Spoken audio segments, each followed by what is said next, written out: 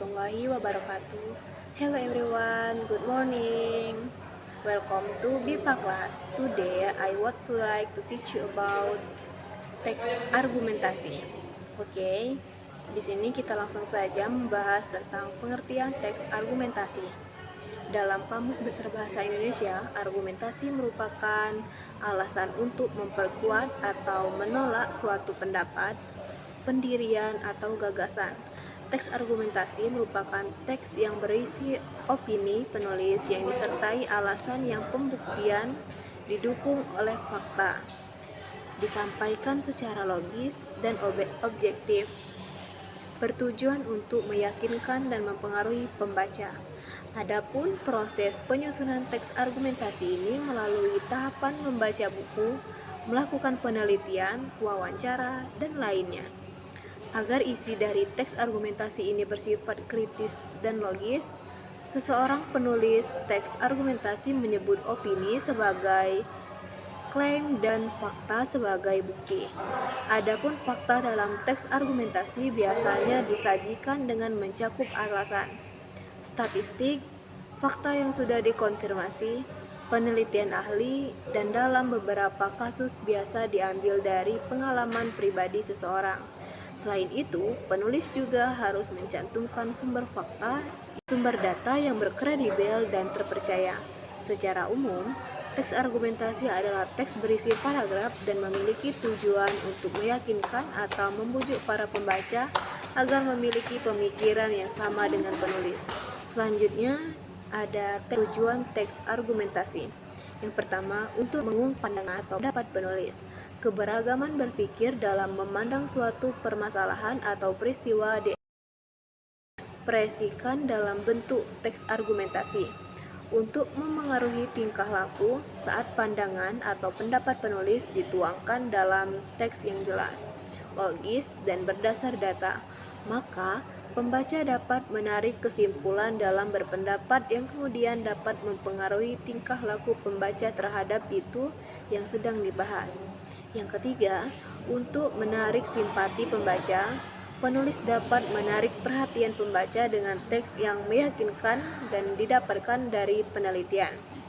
Selanjutnya yang terakhir yaitu ada untuk membuktikan kebenaran secara logis sehingga isu yang dibuat dan tersebar di kalangan masyarakat tidak lagi simpang siur kebenarannya.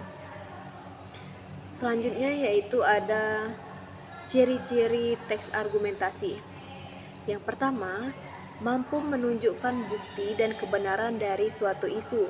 Kedua, memungkinkan bahasa denotatif atau bahasa yang sebenarnya dan tegas serta tidak berbelit-belit. Yang ketiga, ditulis berdasarkan analisis rasional atau berdasar fakta. Yang keempat, ditulis secara objektif sehingga dibutuhkan batasan dan menghindari nilai-nilai emosional. Selanjutnya ada struktur teks argumentasi.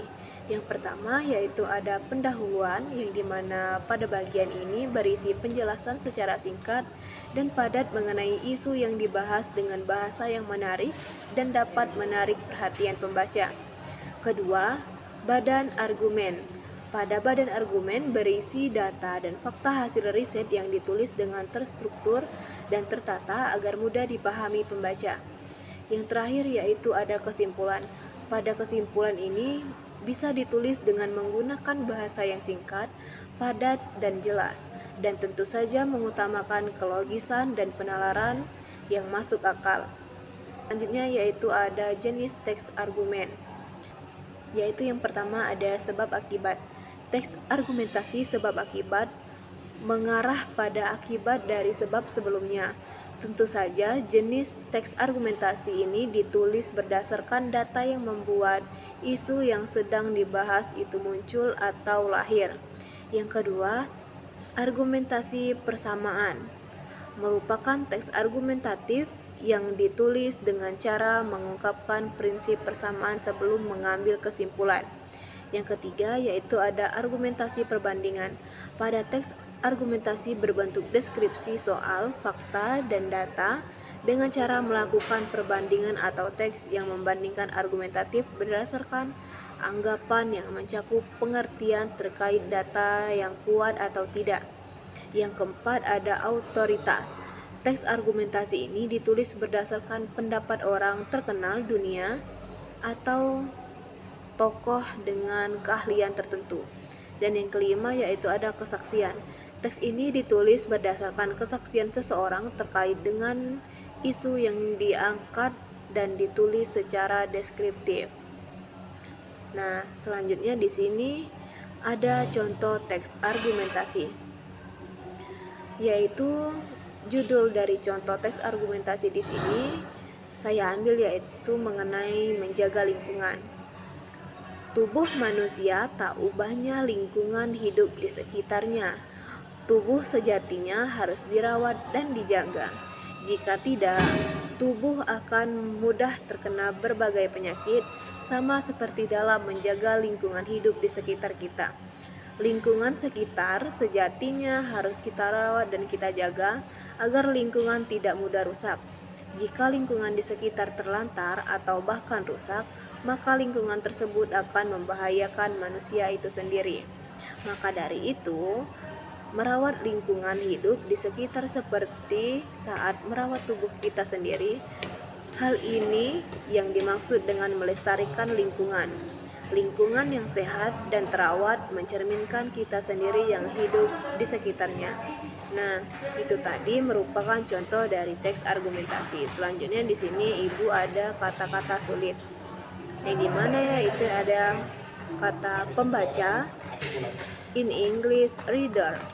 Yang kedua yaitu ada buku, in English book. Yang ketiga wawancara, in English interview. Yang keempat tujuan, in English objective. Yang kelima ada manusia, in English human. Yang keenam ada lingkungan, in English environment. Yang ketujuh ada tubuh, in English body. Yang kedelapan yaitu ada pandangan, in English view. Mungkin itu saja pertemuan kita pada hari ini. Ibu harap kalian dapat memahami materi dari teks argumentasi. Selamat bertemu di minggu ke depan. Ibu akhiri, wassalamualaikum warahmatullahi wabarakatuh.